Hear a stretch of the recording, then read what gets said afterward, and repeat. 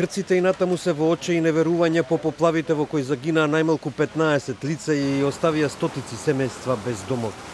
Многумина го обвинуваат системот кој, како што велат, дозволил да се градат куќи на исушени речни корида. Во градовите Неапе, Рамос и Мандра, западно од Атина, натрупани автомобили и парчиња мебел лежат на патиштата и во внатрешноста на домовите, извалкани во густата кал по беснењето на водата. Жителите плачејки изразуваат лутина додека спасуваат дел од покукнината и ја чистат калта од нивните домови.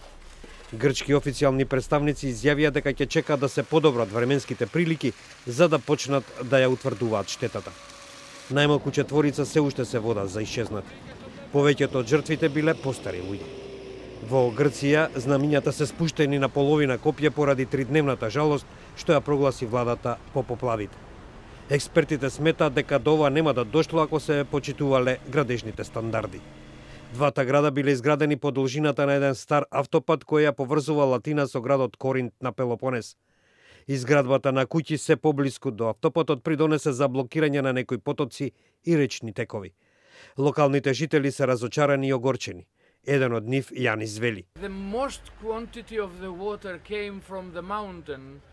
There was a lot of rain on the mountain, and here we suffer the results of the rain.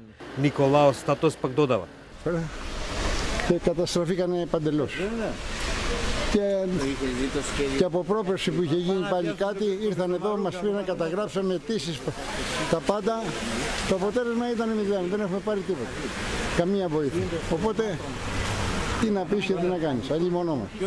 Со исто чувство на горчина е и Марија Кријада, која вели: Η καρδιά μου ακόμα πονάει. Τι πως ήτανε. Ακούσαμε τη βοή και βγήκαμε, ίσα που προλάβαμε. Η αδιαφορία με νοιάζει. Που δεν φάνηκε κανένας να ήταν δίπλα μας. Να μας πούνε μια λέξη. Κουράγιο, παιδιά. Од Истражувачкиот центар за атмосферска физика и климатологија во Атина велат дека и ваквите поплави се последица од климатските промени.